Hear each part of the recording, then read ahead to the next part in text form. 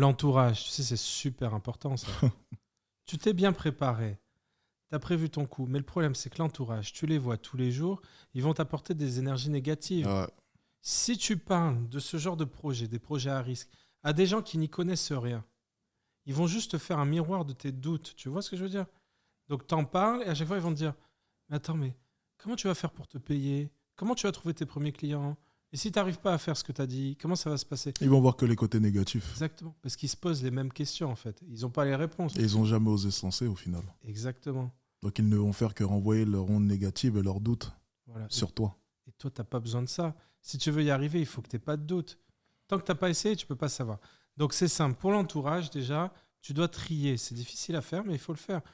Les personnes qui t'envoient des ondes négatives, tu les enlèves et tu fais le plus possible. Et je sais que c'est dur au début.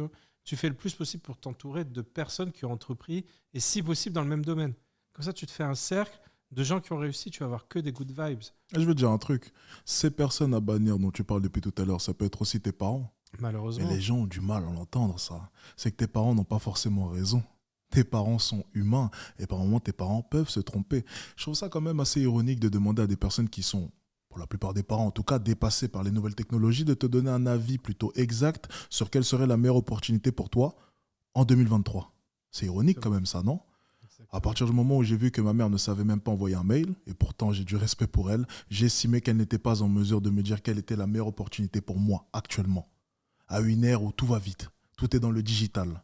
C'est-à-dire qu'au bout d'un moment, quand tu es entrepreneur, je vais être un peu vulgaire, il va falloir poser ses couilles sur la table et prendre des décisions. Et par moments, ces décisions pourront aller à l'encontre des choix de vos parents, de votre entourage. Mais en réalité, c'est à toi de tracer ton chemin. C'est à toi de faire tes choix. C'est à toi de faire des erreurs. C'est à toi d'apprendre de ces mêmes erreurs.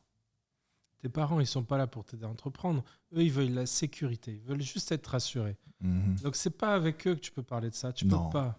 Non, non, non, non. Naturel. Il va falloir s'entourer de personnes qui ont la même vision que toi. Voilà. Et par moments, tu sais, c'est assez dur parce qu'on va devoir faire une croix sur certaines personnes, tu sais. Ne plus pouvoir partager certains événements de notre vie avec certaines personnes. Exactement. Tu sais, moi, j'ai vite compris qu'il fallait trier mon entourage et que je ne pouvais pas parler de tout avec tout le monde.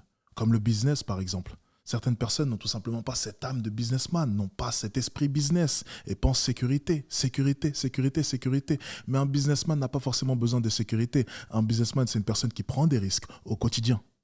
Il faut que tu t'attendes à perdre certains de tes amis. Tu l'as vu, hein. Mais c'est pas grave. Les amis restent les amis. Et le cercle avec lequel tu t'entoures pour entreprendre, ça, c'est autre chose, tu vois.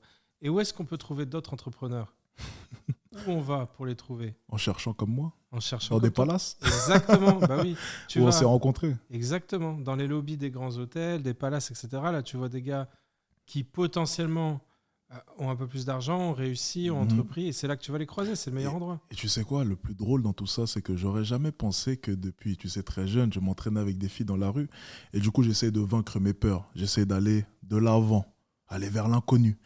Du coup, je me suis entraîné à n'avoir jamais peur de parler avec un inconnu ou une inconnue. Et tu vois, tout cet apprentissage-là, ça m'a servi avec toi lorsqu'on s'est rencontrés. Exactement. J'ai pas eu peur de poser mes couilles sur la table, comme je l'ai dit tout à l'heure, et d'aller te parler. Quand bien même je ne te connaissais pas, quand bien même tu aurais pu me juger. C'est vrai qu'à cette époque-là, niveau business, j'étais au niveau 0. Mais d'ailleurs, pourquoi est-ce que tu as accepté de parler avec moi au final? Je t'ai jamais posé la question. Alors, tu sais, moi, j'ai une grande force. C'est ça qui me sert le plus dans le business. C'est que je sais détecter le potentiel des gens. Tu sais, j'ai pas mal de salariés et tout. C'est là-dessus. J'arrive à détecter leur potentiel et j'arrive à voir qui peut travailler avec qui. Donc, effectivement, quand tu es arrivé, bon, je me demandais ce que tu voulais. Mais en parlant un petit peu, je me dis, tiens, ce gars-là, je pense qu'il peut y arriver, tu vois. Et après, j'ai suivi mon instinct. Ça, c'est l'habitude, hein, bien sûr. Tu sais, ça fait un moment que j'embauche des gens, que je bosse avec des jeunes, etc. Donc, j'ai pu voir les choses. Mais c'était un peu farfelu quand même, cette histoire de C'était risqué. société en séduction. C'était risqué, c'était risqué. C'est vrai. Mais j'avais déjà vu certains de tes prédécesseurs et tout. Tu sais, je Ouais, c'est vrai. m'étais C'est vrai, c'est intéressé vrai, à c'est ça vrai. il y a un moment. Et je me rappellerai toujours lorsque tu m'as conseillé de lancer l'offre directement, de ne plus pas vite attendre. Et que possible. je t'avais pas écouté à ce moment-là. Et j'avais décidé de lancer ma première offre 1 an après m'être lancé. Un an. Et ça a été un flop. J'aurais pas dû attendre 1 an, j'aurais dû exécuter. Et tu me l'as dit en plus de ça. Le secret d'un bon businessman, c'est l'exécution. Plus tu exécutes vite, plus tu es fixé. Plus tu sais si ça va marcher ou non. Et le problème de la plupart des businessmen, c'est qu'ils attendent. Ils attendent, ils attendent avant de se lancer ou même avant de lancer leur offre. Combien de fois tu vois des gars qui disent ah, mais cette idée, je l'avais eue avant. Ah, mais j'ai une bonne idée. En fait, l'idée, c'est bien, mais le problème, c'est que c'est pas l'idée qui fait le produit final. Ça donne un peu de pep, ça donne une envie. Mais en fait, c'est pas du tout ça qui compte. C'est l'exécution, la rigueur, etc. Il faut vraiment que tu te prépares et que tu sois rigoureux dans ce que tu fais. Et après, il faut être prêt à changer. Ouais. Quand tu vois que ça marche pas, il faut que tu Et pivotes. ça, c'est le plus dur, tu vois. Et ça, tu me le disais à chaque fois. Tu me disais que l'échec est nécessaire à la réussite. Exactement. Et tu me disais souvent que les gens s'accrochent vis-à-vis de certains business qui, quoi qu'il arrive, ne fonctionneront pas. Et le plus dur, des fois, c'est de se dire, je vais lâcher prise et je vais passer à un autre business. Ok, ça fonctionne pas. Pas forcément à notre business, même à une autre offre. Et les gens ont du mal à reconnaître l'échec. Ça fonctionne pas.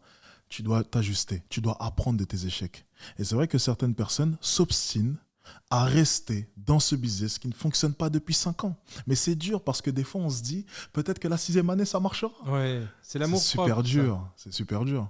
Un peu d'amour propre, tu crois en ton projet, tu te Ouais. dis l'idée est bonne. Oui, mais elle est peut-être bonne, mais parfois il y a des idées qui sont très bonnes, mais tu dois les faire en plusieurs étapes. Tu fais un premier exact. business, c'est ce que tu fais d'ailleurs.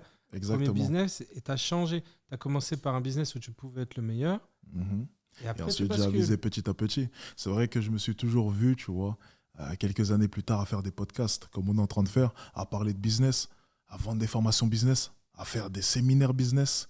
Mais je ne pouvais pas commencer tout de suite comme ça et je le savais. La niche était bouchée. Il y avait tellement d'autres marketeurs ou même de vendeurs de formation dans la thématique business. Je ne pouvais pas. Alors je me suis dit, on va viser. On va lancer autre chose. On va passer par un autre chemin pour accéder au chemin que je veux. Exactement. Il faut y aller par étapes.